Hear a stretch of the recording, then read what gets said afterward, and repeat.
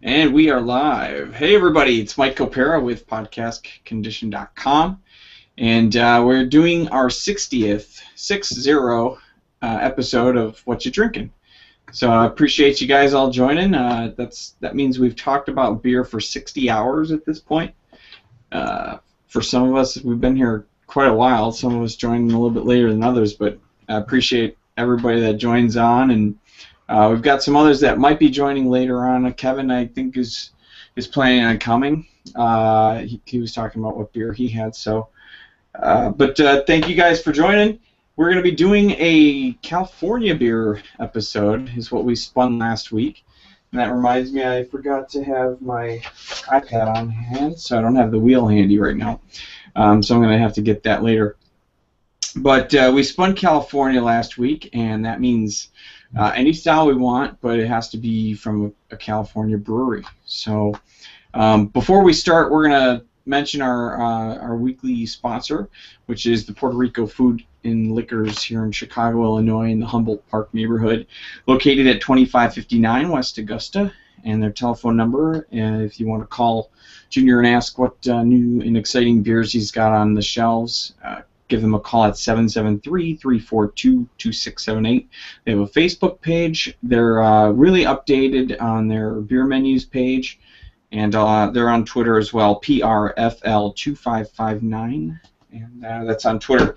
So that takes care of that. I'm going to ask you guys, what are you drinking? What California beer do you have, and what style is it this year or this week? Who wants to start? I guess I can. I Yeah, something. Yeah, okay. This is from the brewery.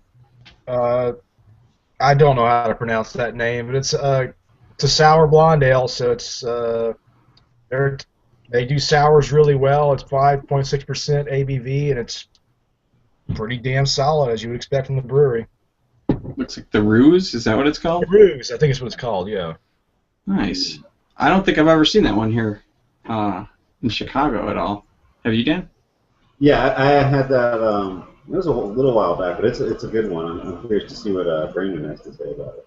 So is that a play on a goose, or I mean? Yeah, I think so. Yeah. It's Cool. nice and tart. Absolutely delicious. Not too heavy. It's just nice and tart. Not too dry. Just really good. Nice. Well, that sounds awesome. I really want to look for that one now because it looks good. And sorry, sir, I saw you join us, and I don't have your name. All it says is Craft Beer Nation. So I know I'm actually a watcher of your show, but I can't. I don't have your name. I'm Matt Miller, and Matt. Yep, I've got a lower third here. And you know what? I'm sitting down at the computer for a beer, and the invite came in, and I thought, I can flip the lights on and join you guys for a beer. So Awesome. Continue on the conversation. I'll look for key opportunities to add knowledge and wisdom. Well, I want to say I occasionally get to watch your guys' show too. So Well, thank you. We have a heck of a good time making it. We're doing 2 shows a week now, so it's a little bit of a bit to keep up with, but Nice. it's a lot of fun. And you have the ladies doing a show occasionally as well, right? Yeah, they do a show once a month now too. The Girls Pine Inn, and that gets more views than anything we do. Well, it's kind of like watching a girl at a comic book shop. Like, everyone's got to check it out. It's like it's so rare. Well, and the girls and the women, I will say, in Craft Beer Nation are smarter than the men anyway. So their conversations usually are higher brow and more filled with knowledge. We usually tell fart jokes and get drunk. So. Yeah, they do know their stuff, definitely. So, ironically, do you possibly have a California beer on you, or? I don't, but I think I'd probably have one. I didn't know the style tonight, so I had a Stone go-to. Hey, that's a California beer, right? No, There you go. I had a go-to open. So I'll have to at least drink it before I move on. And look at this. I've lost all my glass. I'm drinking it right out of the bottle. Oh. All my good glasses are sitting here dirty on my disgusting table. You made the style, so that's all that counts. There you go. This is a pretty remarkable little. This is a pretty remarkable little beer. I know they're throwing it into the market to try and compete with all day IPA and daytime IPA, and it's not a sessionable beer for me. I think the flavor's too big, to have. The idea is sit around a fire pit in the summer and drink 3 or 4 of these. It's too abrasive for that, which is kind of Stone's thing. Yeah, but I wouldn't expect Stone to have something sessionable. Yeah, that's why I was kind of surprised at its release. Yeah. I mean, I think I've got that all day IPA. I get those 15 packs of cans, and I keep them in the fridge. And when friends come over and they're like, "Oh, I need something hoppy," I can get that to them, and I'm not gonna, knock them down with a hop stupid from Lagunitas or something like that. So I do that too, but in select company. I had the all day, like pretty much all day on Saturday last weekend, and it's amazing. You can drink it without destroying like your palate. The one I'm having right now is also a session IPA, and I've never had it before. It's also from California brewery, Firestone Walker. That's on my Easy wish Jack list. Yeah. It is an outstanding session IPA. I mean, it's an outstanding IPA, and it's only 4.5%. It's crystal clear. It's very light. It's got the feel. I know that not everybody's got the opportunity to have this beer, but it for those that have had the Daisy Cutter from Half Acre here in Chicago, it's got that mouthfeel to it. It's really crisp and clear, so it makes you feel like you can definitely drink this all day. But when you were talking about the Stone beer that you've got there, it would kind of, I think, kill my palate as well, because it is so. You would drink it all day because it's really, really good. But I don't want to derail your show, but it seems like we're going in this direction with the conversation. So just tell me to shut up or mute me or something. But we did a show last night. We're doing the BJCP review sessions. So we're going category 1, 2, 3, and last night was American ales, and the point came up. And this is one thing I'm not concerned about, but curious about, is there used to be this distinction of this is a pale ale, and then if you want us to turn it up to 8, we're going to call it an IPA. More malt, more hops, significantly more hops. But there's this kind of gray area in there where, some of these IPAs at 4.2 or 4.7%, are they really in that IPA category anymore, or are they just jacked up pale ales? Well, I mean, and that ambiguity is all across the spectrum, all the way up to imperial IPAs and down, and getting into like what's a double pale ale versus a double IPA. Yeah. It's sort of like these gradations are to a certain extent marketing, but I think there are definitely subtle variations that you can pick up on too, and it's a lot of it has to do with is it an IBU issue, is it a balance issue, and I don't know if there's any telling for sure, at least not using the tried and true, style guides. Right. It's definitely kind of a little bit more freeform, I guess is the best way of putting it.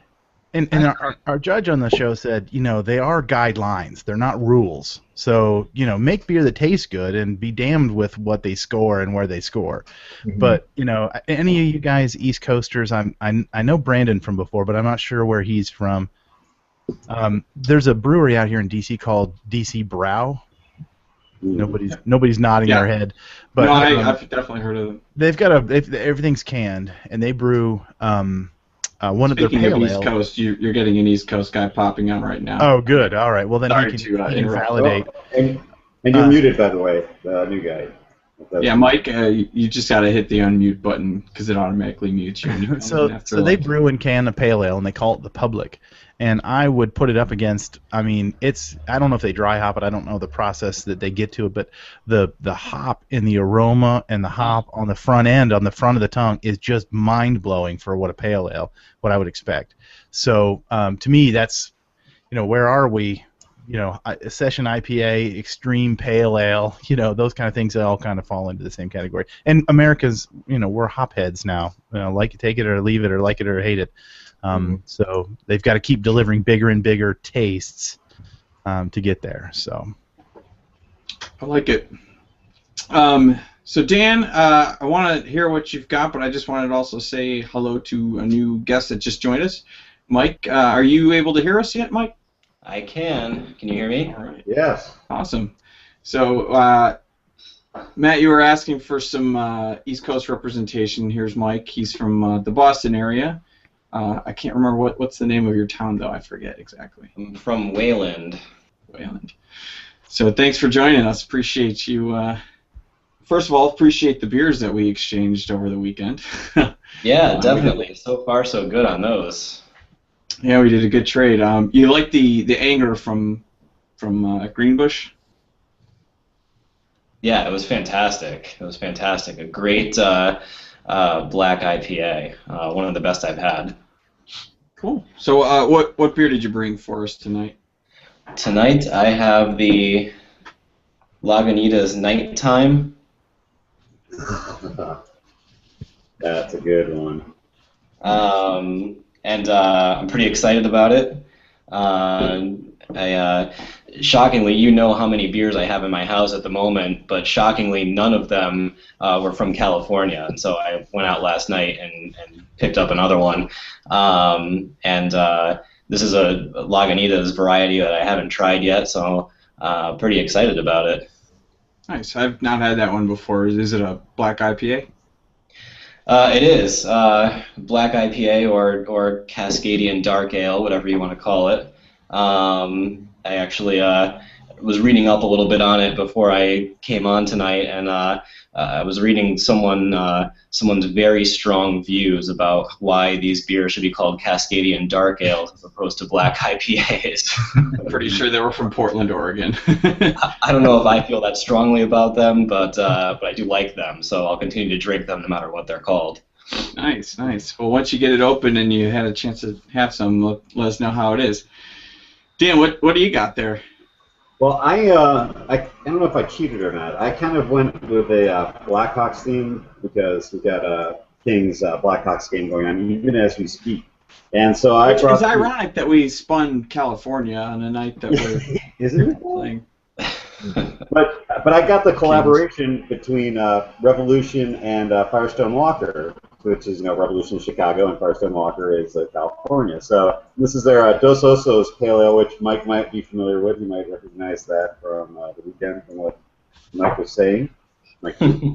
And there you go. I mean, and this is just anyone who hasn't had it before and sees it, buy it because it's really just a fantastic IPA.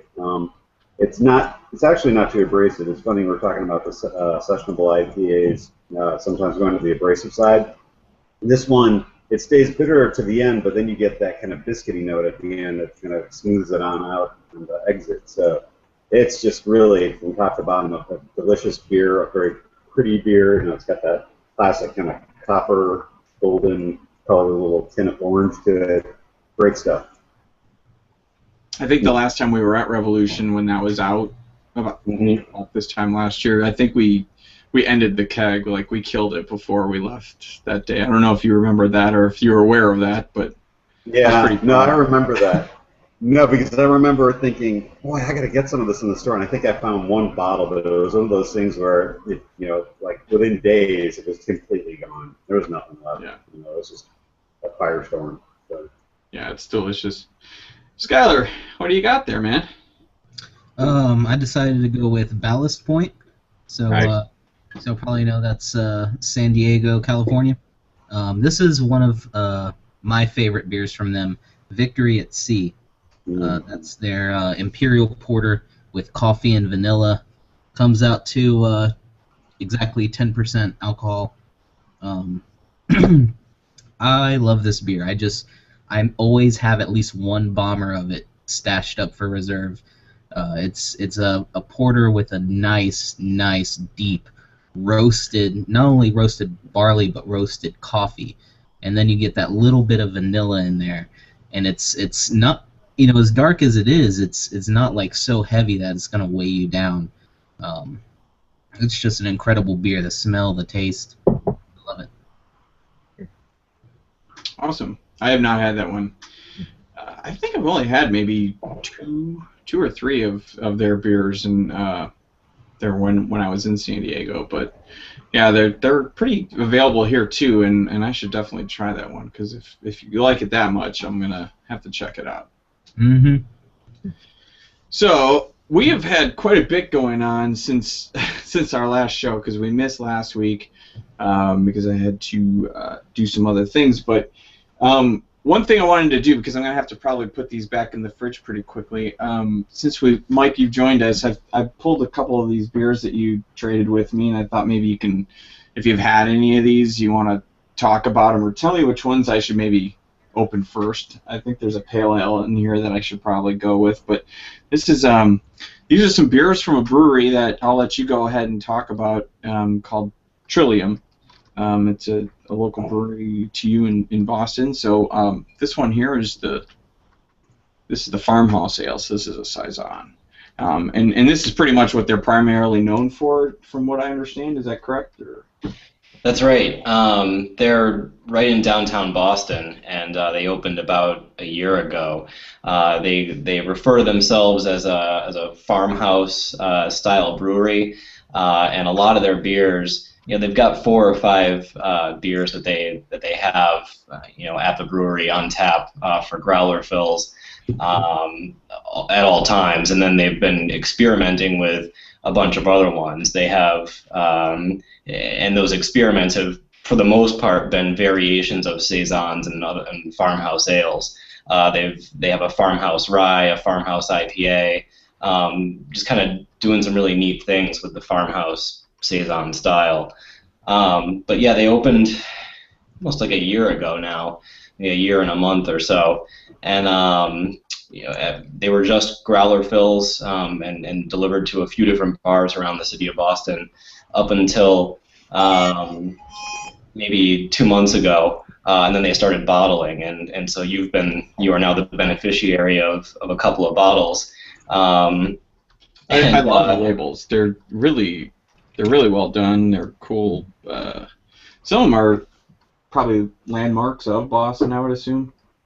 Yeah, they are. All their beers are named after locations or streets around the city. And only I was last time I was over there, I was talking to the guys, and they were saying that they finally got some machinery to take care of the bottling. So the bottles you have are actually bottled by hand. So it's a very small operation.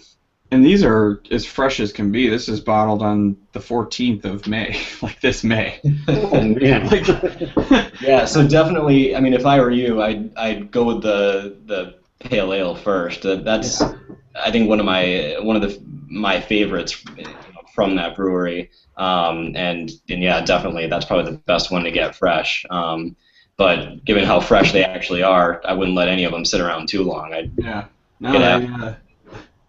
They tempt me every day. I'm trying to hold back for some occasion of some sort, but I just don't think it's going to happen, so I might as well just go with it. Yeah. So thank you, man. I appreciate those.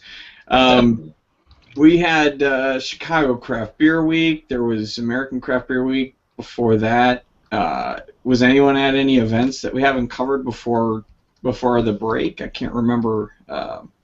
Dan, I don't know if you want to go ahead. We talked about beer under glass, did we, or did we not? I don't think we did, because that was a Thursday, so that was the day after our last episode. So that's, and I don't want to talk about that because I had other things going on too. I mean, I'll add to it, but you can go ahead and or we could save that for Kevin. Well, I was just going to ask you what your thoughts were, only because it was your first time there. In my opinion, last year, before that, it was probably the best outdoor Illinois beer festival I've ever been to. They really did it well. It was situated differently this year because of the weather and the fact that it's in a conservatory here in Chicago, which was pretty damaged by some hail, and they're still trying to fix some of it. So they didn't have any of the breweries within the greenhouse areas. So it was all to be outside, and it had rained all the day before and earlier in the same day, maybe even, I can't remember, but there was mud. They gave you covers to go over your shoes as you walked in, and yeah, my socks were just full of mud when I left. It was cold, but it was It was a little different when I went in at first because I was VIP tickets because those are literally the only tickets I could still get because they ran out by the time the regular tickets before I went in. So early on it wasn't as bad. You were in about an hour after everything started up, so it was mushy, but it wasn't muddy yet. And yeah, once the full group came in, that became mud real quick. So that was the problem. That was a big problem. Yeah, but it's still it was still an amazing fest. I had a blast. Brandon, did you go to anything else? I know we were texting you or at some things, but had you been anything since we last were on the show? Well, yeah, but I'll make one comment on your situation. That's why in Louisiana we have rubber boots. We don't have to worry about that. I know. Dude, my wife had rubber boots on. She was like, "Why did you wear gym shoes? You're an idiot." And I was like, we even talked about it before. I was like, it'll be fine. And then I heard that they were going to give you shoe covers, and it wasn't like plastic that would keep any sort of mud out. It was like a hairnet, like for over your shoes. I was like, what is this going to do? And it did nothing. It was just as good as a hairnet. It was ridiculous. But yeah, I was just going to say, basically, the booties that were hanging out are what the construction workers will do when they're coming in to kind of, look at a job site, but they want to keep it clean. So I mean, that's all it is fabric. It's just to put a barrier between the bottom of your shoe and the floor, so you don't mess up someone's house. It's not going to do anything for the mud.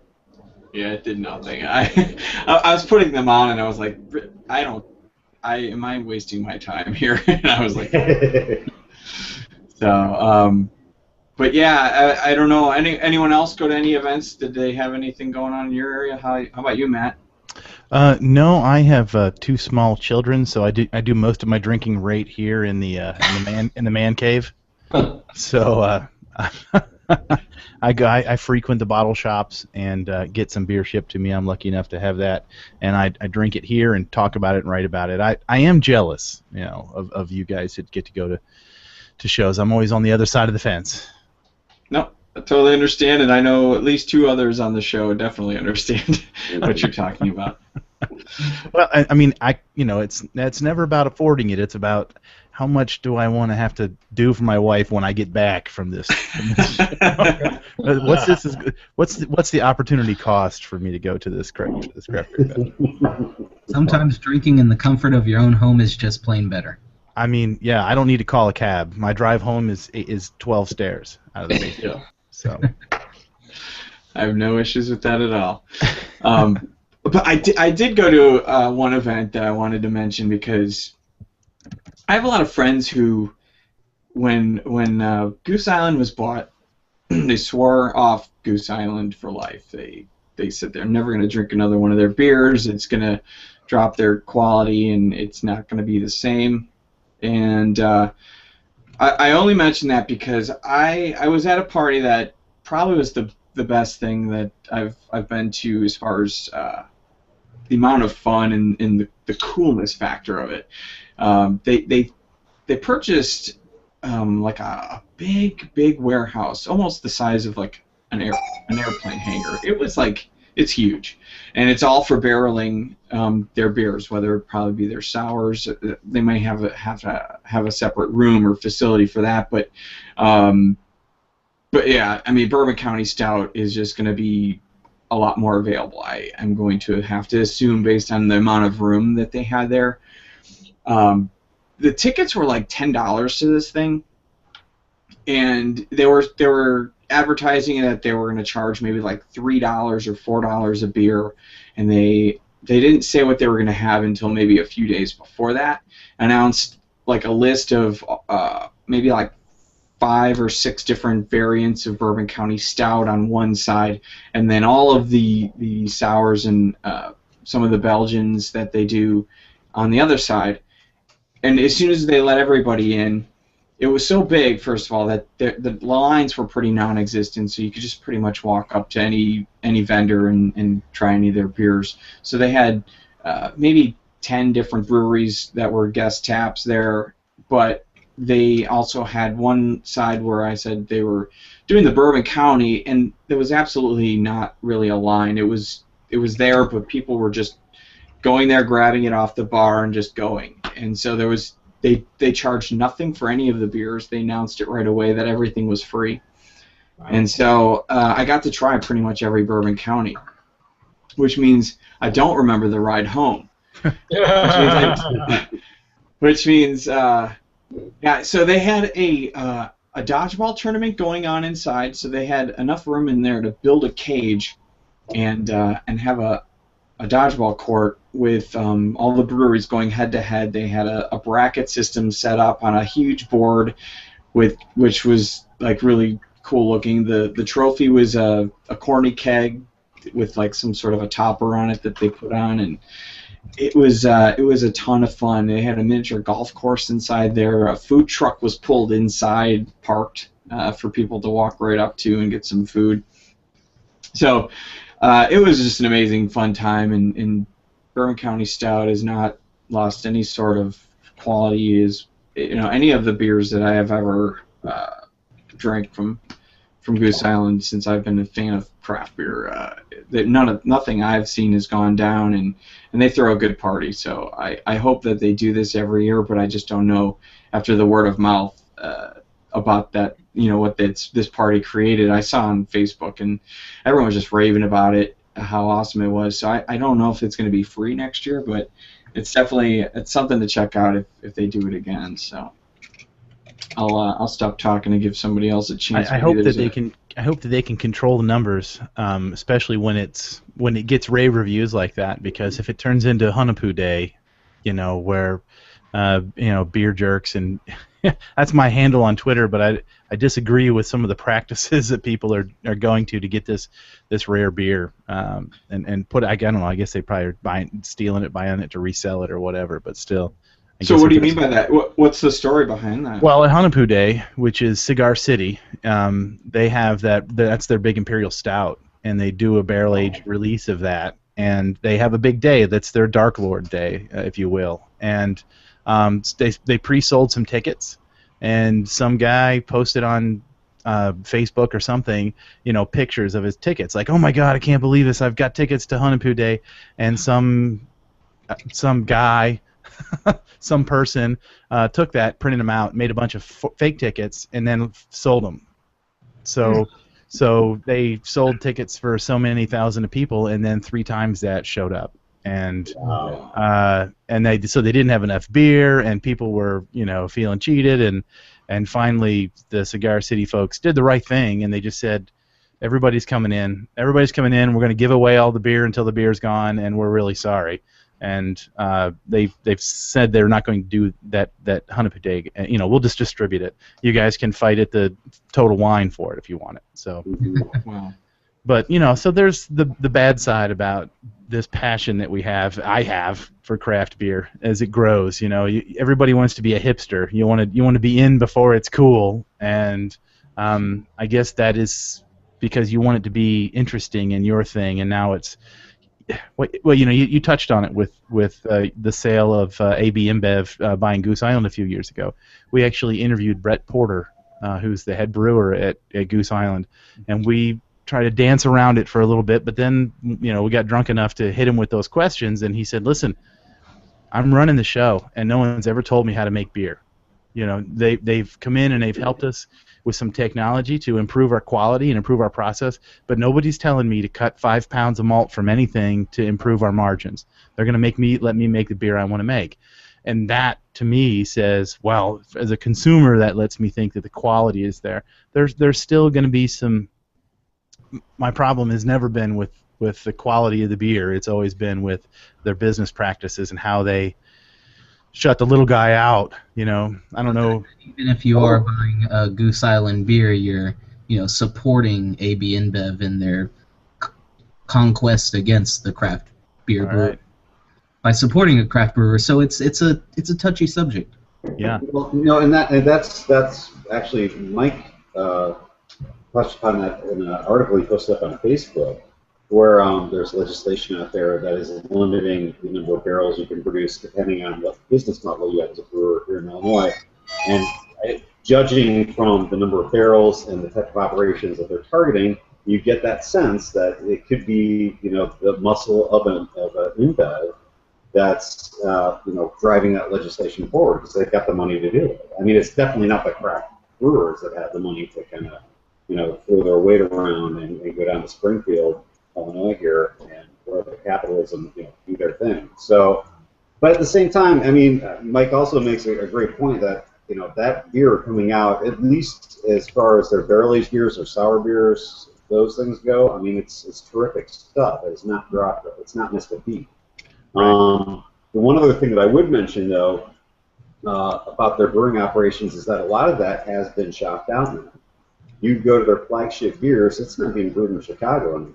And so even if you are the head brewer at Goose Island saying, I'm still saying what goes into that beer, right. That's great, but you're not on site in, right. Colorado or New York or wherever your other operation right. is, calling the shots. So, and that's not to say that they're cutting corners or anything, but it is to say that there's a different way of doing things over there, and you've got to be extra careful. It's not as seamless as they're maybe making it sound. So. Yeah, there's a lot of ghost brewing or contract brewing going on. I mean, some of these, Six Point out of Brooklyn, I think they brew a very small percentage of their beer because wow. they can get it from breweries that will brew it and can it with their marketing on it and do a decent job of it. I have yet to have someone tell me that they drank a can of resin and then a month later drank another one that tasted completely different. The chemistry of the process can be duplicated. So that's the beauty of being a home brewer is you can get awful close by playing around or taking a recipe and doing some beer smithing and playing around. So, but it's the business perspective of it is impacting all the way down to our little guys. I'll give you two quick examples. The Stone, everybody on the East Coast is begging Stone to build in their town. You've seen this story, right? So there's like a bill out there right now, right? Yeah, every state. So I hope this is maybe what they intended to do by this little game. They're going to pick where they're going to go based on tax base and everything else. But I hope that this little 6-month charade where people are begging them to come to their town is this really great ploy by Greg and those guys by saying, you know what, if we hang this little $32 million carrot, the states on the East will just deregulate every flippin' thing they can deregulate, hoping we back that truck of money up to their town. And it's happening. South Carolina is changing legislation, and they're building a keyhole law that specifically fits what Stone is doing right now, And all these East Coast towns are doing it, and they're deregulating brewing for all the other little guys. I would hope that would be what Stone was trying to do. So, but I mean, it's just really interesting. It's an interesting time to be in craft beer. I agree. The downside of what can happen though too is I live here in Central Virginia and I've got a brewery here called Star Hill, and they've kind of gone through some cycles. They've been around for quite a while. They make some interesting beers and they make some I'd say drinkable beers. They're trying to appeal to a broader market than just the beer nerds, and which I can't blame them for. But they got a distribution contract with a company that is partially owned or completely owned by Anheuser-Busch or InBev or somebody. They don't own the brewery, they own their distribution rights. So they're like, all this is really doing is helping us get our beer to a bigger audience. And I'm like, wow, that sounds like such a noble thing until you realize that the distributor comes in and says, you know what, we're in 4 states now and I need 75,000 cases of that beer by the end of next week. Right. And now they're dictating what these guys are brewing based on what they can sell and what they can distribute. So it seems like a good relationship. Like, wow, they're selling beer and it's better than BMC beer, but they're not influencing the recipes they make, but they are influencing their fermenting schedule. So I don't know. I guess there's no shortage of the little guys that if I really want to drink nano brewing stuff, I can go to this guy's house and drink what he's brewing in the garage, or I can go to this little guy who's got a 1.5 barrel system in the back. So, I need another California beer. Back in 5. All right. I should actually get these back in the fridge myself. But let's see. What did I wanted to ask? There was a question I was going to ask you, Dan, about something that you mentioned earlier this week, but it lost my mind during that good conversation. So, is there anything going on in the upcoming weeks? I know. Have you? Yeah. You did. Go ahead. No, I was just going to say this weekend is I'm going to Grays Lake Beer Festival, Craft Beer Festival. It's the second year, so that should be interesting. And Mundelein is literally the weekend after, so it'll be 2 weeks in a row. You might be remembering there were 2 other events that I hit in Chicago Craft Beer Week, and I'll hit these really quickly. One of them was a brewery that was in Rockford. Oh, yeah, go ahead and switch up. It was in Rockford, Illinois, called Pig Mines. It's one of those breweries locally that has just gotten distribution. Oh, hey. Hi, Kevin. Hey, how you guys doing? All right, how's it going? Sorry to interrupt you. No, that's okay. I just wanted to make sure that you got acknowledged, because otherwise, we're deep into it, so we might ramble at this point. No. Exactly. But, so Pig Mines is this brewery out in Rockford that's been around. This is their second year. They had a 2-year anniversary party that happened to coincide with Craft Beer Week.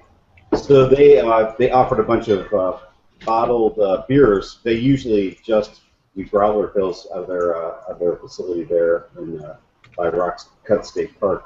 And so I drove the 1.5 hours from Libertyville over to Rockford and picked up some bottles and came back. But it was fun because it was one of those things where the whole sort of barrel-aged beer, small lot culture, and we kind of touched on this earlier in the show, really is kind of driving a lot of people to go to these well-known events like a Dark Lord Day or like the Cigar City event.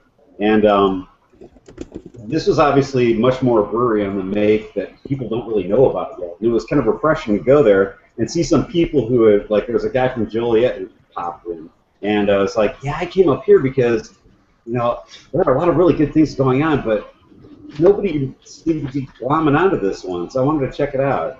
And it was worth checking out. I'm not sure it was worth the 1.5 hours checking out, or selling the beers can be worth it, but there are a lot of those little things that go on in Craft Beer Week in Chicago here that it's nice to have those options. So. But I see the Mike is back. He has poured a new one. What you drinking? Oh, it's the same beer. It's delicious. Oh, okay. Plus, it's the session ales, huh? I'm waiting for that one to make it to the East Coast. That's for sure. I don't have that one here yet. Where are you at again? I'm just west of Charlottesville, Virginia. Further west of Richmond, Virginia. So I'm in the Shenandoah Valley up here in the Blue Ridge Mountains. Oh. So do you get other Firestone beers? I do get other Firestones. I don't know if they're just behind on distribution, or I frequent a bottle shop that's owned by a husband and wife, so they don't necessarily get the latest release. It takes me asking them for it before some things show up. But sometimes those are the best shops, though. Yeah, I mean, I can totally dictate what I want. But I have to be proactive about it. But does that limit accessibility, like their Sukaba release or their I think Sticky Monkey or their latest release? Are you finding that those small batch beers are hard to get in a scenario like that, or are you still able to get them? They are, and those are the only times that I will cheat on them, and that is, I've got access. It's an hour-and-a-half drive, but I go to Richmond for work a couple times a month, and I hit there's Total Wine and some of those bigger chains down there. They get those releases, so every now and then they'll get some really unique stuff, but they're probably only selling maybe 300 cases of beer a week through the whole store. So it's kind of hard for them to qualify for much more than a case of KBS when it comes out or that kind of stuff. So, right. But super people, so I like it, and it's dangerously close to the house. So looks like we've got Kevin joining us. How you doing, Kev? Made it. I'm doing fine. Thanks for hopping on. What's based on your chat here, you wanted to talk about the hockey score. It sounds like. I had to warn you. Yeah. Oh no. Okay, I've got to step away for sure now. So, anyways, we're doing California beers. Did you get a chance to grab one of those? Normally I go out on and get a beer special just for the show specifically, but this week I didn't get a chance to, so I had to go with what was in the fridge, and I haven't had a little something in the fridge, so I went with an old favorite. That is a good one. One of my favorites. I was remembering. I was actually remembered the first time I had it. It was over at your place with Brad. Is that right? Yeah. I was thinking about that as I was cracking it open. And then they brew that one and put bread on it. Is that this little something wild? This one isn't the wild version. This is the regular one. Right, but don't they take the exact same wort and they make and they put a Brett or some kind of wild yeast in there? I think that's what it is. I've had that one once before. Actually, it was good, but I think my expectations were too high because I like this one so much. Right. And I normally like a beer with a wild, something wild, but I didn't like it as much as this one, so it was like, oh, this is good, but it was kind of like, well, I think I'll go back to the other one. I always found it interesting. Famously, Lagunitas uses just one yeast strain. I mean, all those beers they use one yeast because it gives them the characters they want, and it must be really easy to keep that yeast harvested from batch to batch. You don't have to. It's easier to schedule your fermenters. But then, boom, out comes this little something wild. And I thought, man, if you're so controlled, why in the world would you and why would you put Brett in your brewery anyway? They must ferment that. They must ferment that thing across town. Yeah. It's my own thing. I'd truck the wort over and ferment it somewhere else, miles away. So, do we know anything about? Have you been to or seen anything about the Chicago location of Boyle? Or? We interviewed Lagunitas, a sales guy from it's been about a year ago. And I guess have you been to it? Is it open now? I think they're brewing actively, right? I've heard that they were brewing, but that was only recently. I mean, only in the last month or two have I started hearing people say, "Oh yeah, they're finally brewing."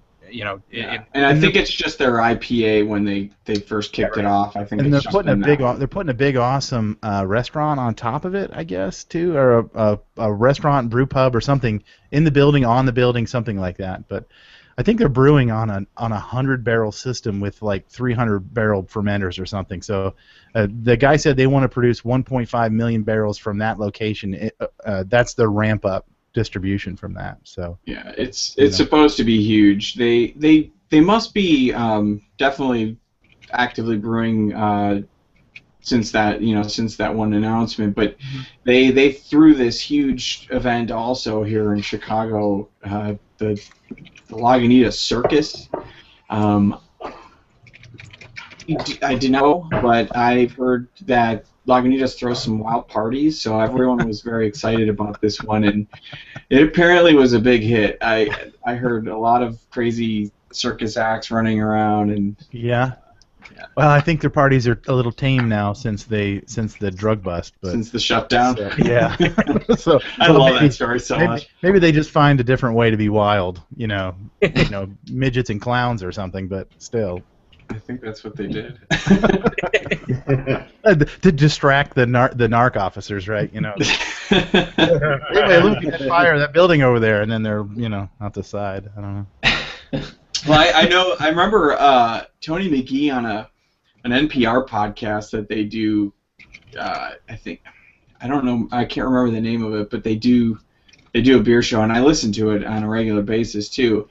But they had him. I think they were interviewing at the new location in Chicago, and I think they made mention of him like having like one of those vapor pens while they were like talking. He was just like puffing away, just getting high while they're just talking on the radio. It's hilarious. He's an interesting guy. I remember we had one of our other guests that jump on occasionally. He's not the biggest fan of his personality. He's very verbal on Twitter, and he's got a lot of opinions that he likes to express, from what I understand. Well, I think he's in a big brouhaha, a big fight with the Sam Adams guys, right? I think. Oh, really? Yeah, I think he's busting on them for some of their marketing tactics. This is a brotherhood, and we're all trying to make money, and you guys are not playing by the rules. And I think there's I guess where there's smoke there's fire, but the Lagunitas guys, I don't know how they make any money because their beer is $3 a 6-pack less than anybody else, but It's good stuff. There again, the beer is good. I'll drink it.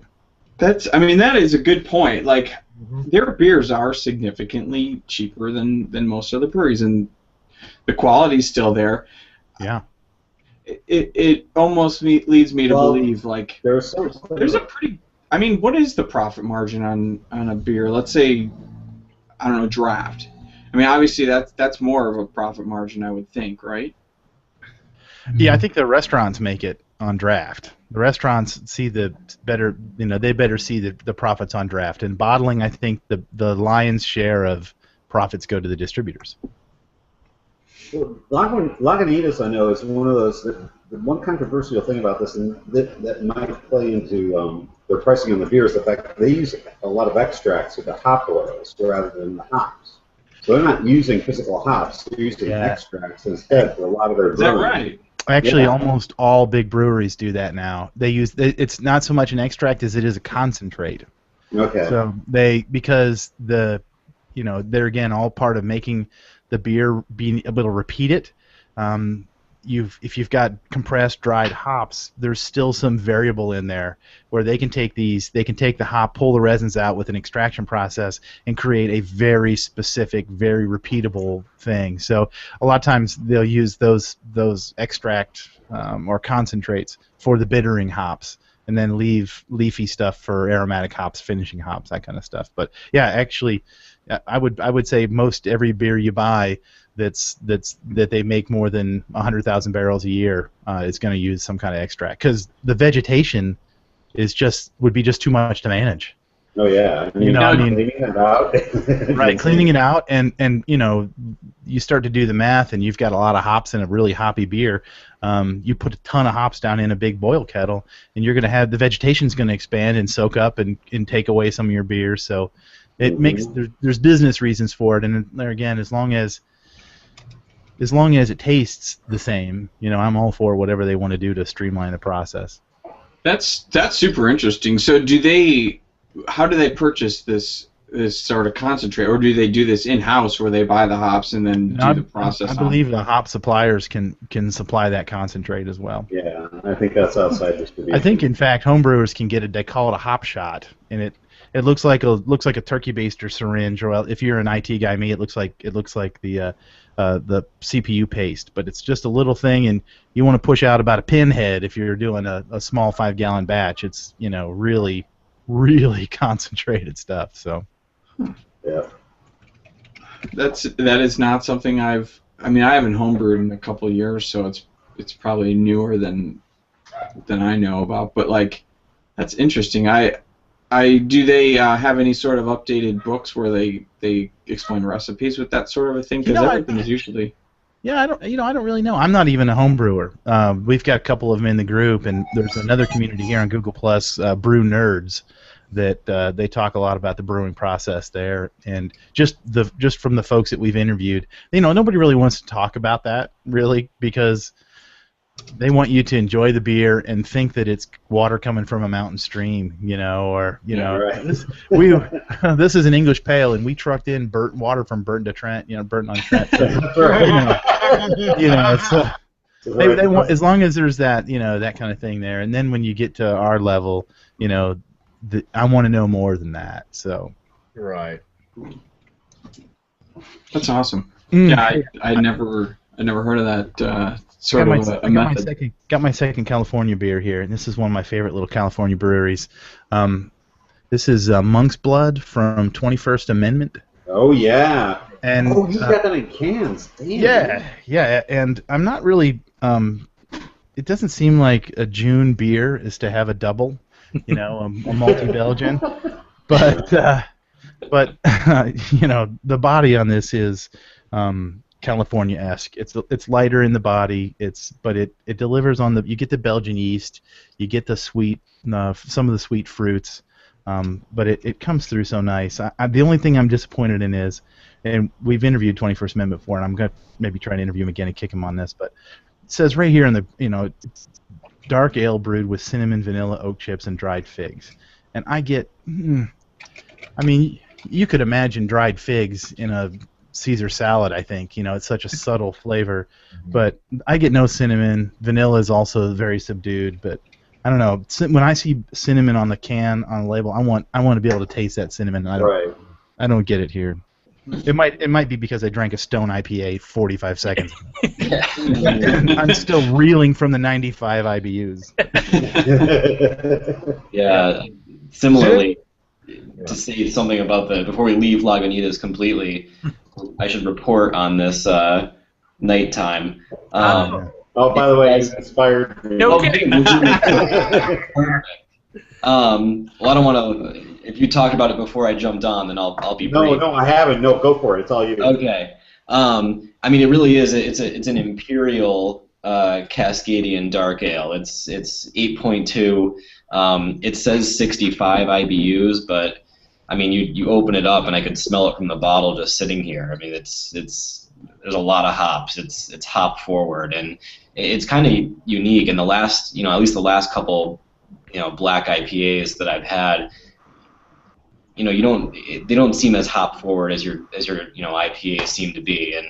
But this one, on the other hand, I mean, it tastes like an IPA, and I don't know if I would know it's a black IPA just if I was doing a blind taste test.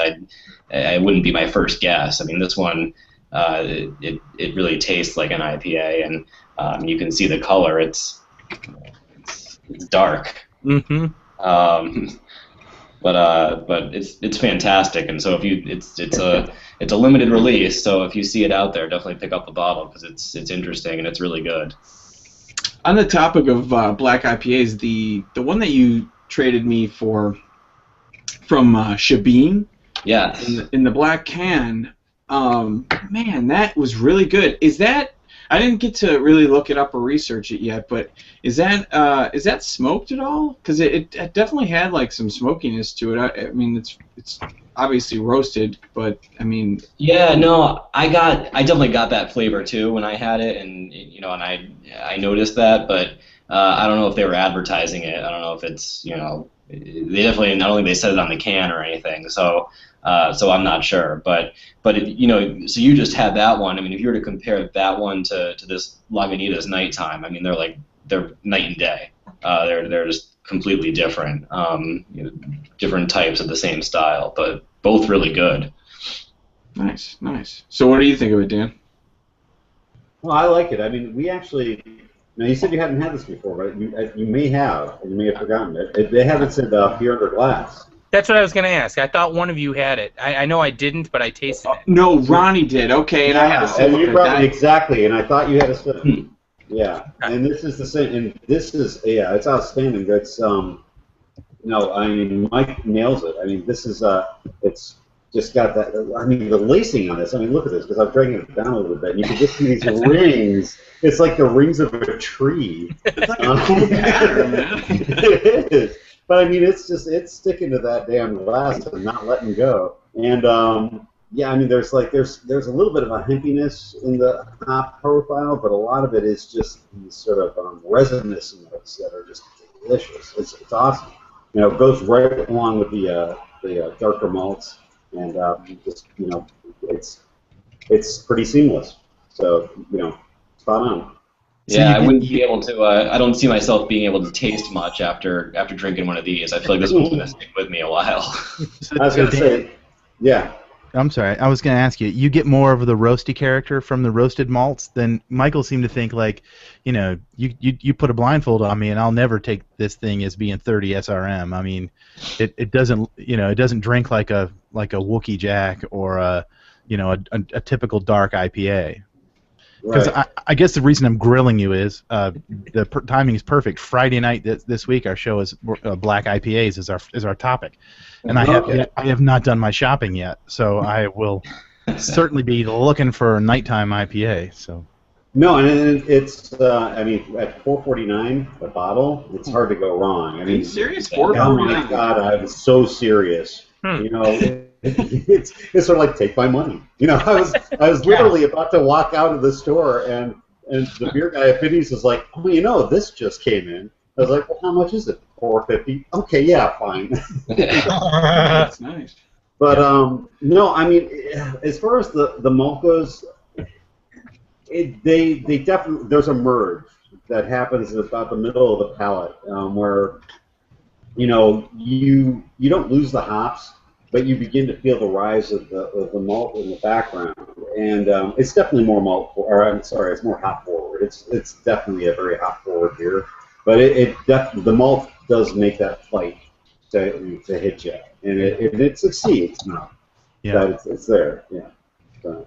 Very cool. I mean, obviously, it's a well malted beer to have that kind of lacing, to be able to get that kind of color out of it too. So no, I'm gonna have to try and find that for sure. I'm picking some up tomorrow.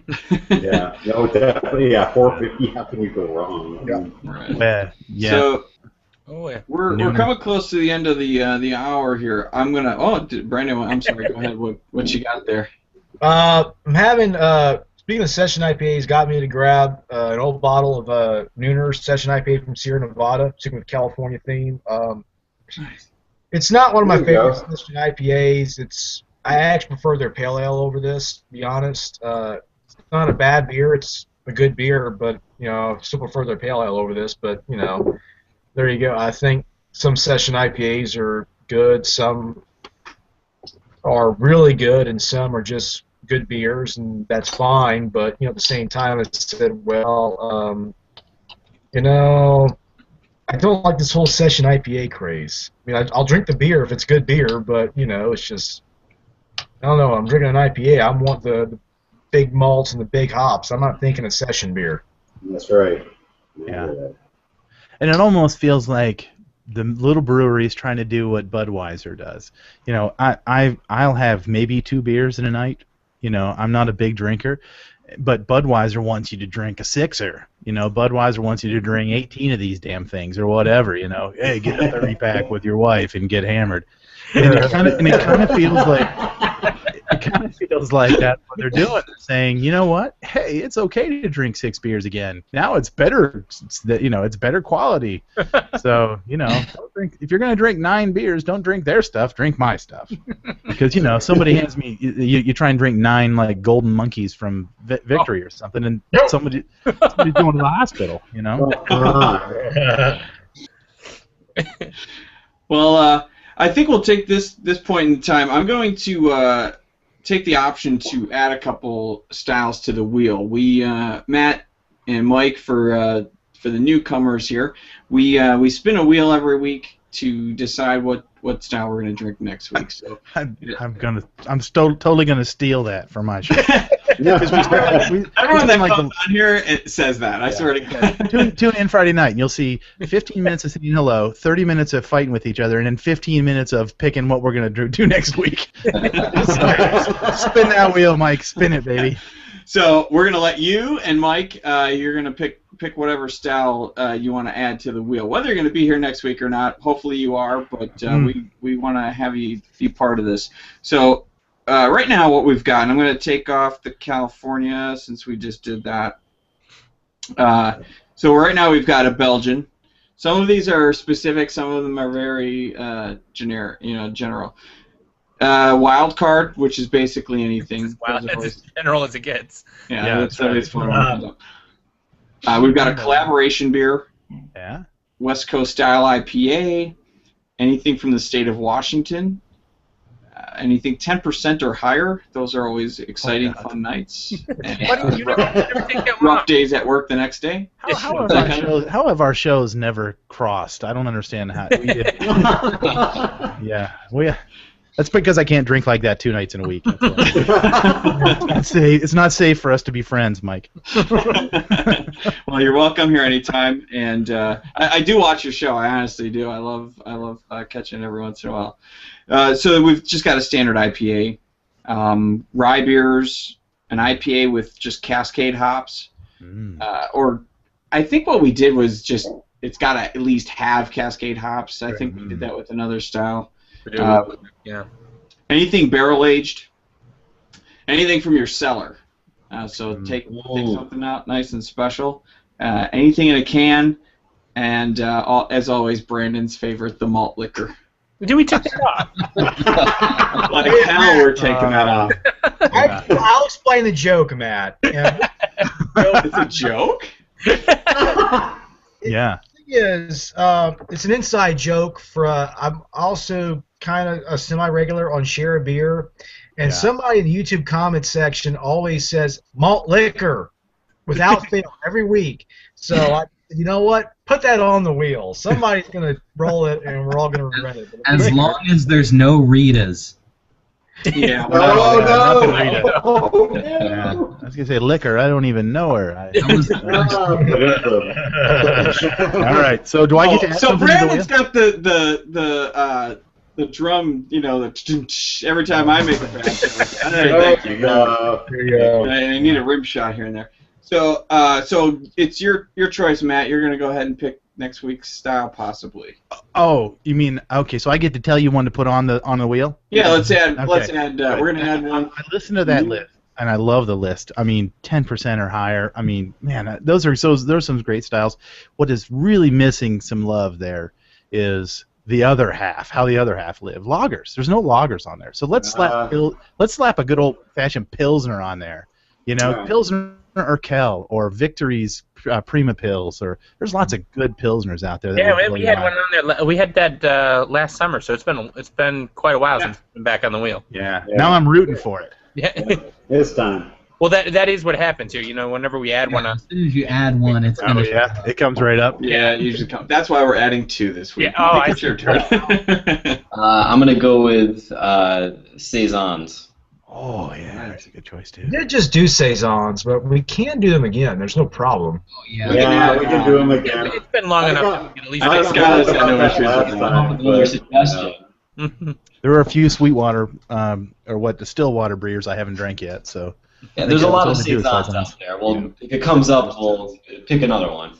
And that's another great summer beer though too. So. Mhm. Exactly, it's for the season. Mm-hmm. All right, we have applied the wheel changes. And, This is your randomization program. Oh, that's This is how high tech we get, Matt. This is special Yeah. effects. Decide. Let the wheel decide. I love the drum roll. Drum roll. Who's doing that? That's gotta be Brandon. IPA. It's IPAs. 1X IPA. Yeah. I'm not sure if I've seen any of them on the shelf lately, but I'll go look. I kind of want to respin this. I mean, are you guys okay with that? Because this is. Yeah, I'm good with that. You got to get it off the wheel at some time. I just kind of want to get something better than that going. So let's. I mean, we do our show on Friday because nobody has to work on Saturday. Yeah, you put. So we are 10%. going with what is it? There we go. Pilsner. All right, we went with the newest one on there, of course. There you go. All right, that's fine with me. I've been in love with Pilsners lately, so I'm good with that. You know, Pilsner Urquell has got a new 6-pack out where they close it all the way in to keep it from getting light struck on its trip over. No. Finally. If you're in the bigger markets, you can actually get Pilsner Urquell in a can. So, you know, Really? so that'll help with it too. Wow. But the style is their beer. So it's good stuff. Yeah, and actually, Mike, you took me to a brewery in the Boston area that specialized in all pretty much lagers, and Yep. you gave me one of their Pilsners, so I'll be having that on the show next week, I think. Let's see. Yeah, definitely. Jack's Abbey? Yep. Yeah, Jack's Abbey. It's a great brewery and a lot of good beers, and we had a good time there over the weekend. But yeah, their Pilsner is a good one too. So yeah, looking forward to it. I think Yeah, they had a hose clamp break here a month ago or something, didn't they? I think they had a malfunctioning in some of their brewing equipment, and they pumped a bunch of their beer on the ground. It was a heartbreaking thing. Apparently, they're not talking about it. If you were just there and they didn't tell you, you know, they're not. They did not. And they didn't seem like they were short of any beer either. That was pretty packed in there. I think they lost like a 200-barrel fermenter on the ground with it. So Yeah. Oh, that's rough. yeah. Anyway, On that note, but thank you for the newer guys that showed up, Matt and Mike. I appreciate it. Feel free to join us at any time. Matt, do you want to promote your other show? we've been doing that for an hour now. Please do. Talk about it. Craft Beer Nation. We're a craft beer community on Google+, and come hang out, post pictures. I've seen all of you guys in there at one place or another. So post your pictures, hang out, and join the conversation. We love it. So Cool. Thanks for joining, and thank you, Mike. Anybody else want to mention anything going on? Anything you want to promote? Nope. All right, good to go. All right, well, thank you guys for watching. Everybody that checks us out on YouTube, we appreciate the views, and any comments that you've got, please leave them. Follow us on Twitter at PodcastCo, and subscribe to our blog on podcastcondition.com. We will be back next week, as we are every Wednesday night at 8 p.m. Central Time here on YouTube and Google+, and we will be drinking Pilsners, thanks to Matt. So appreciate it, and as always, drink something great. Cheers. Cheers. Cheers. Pros.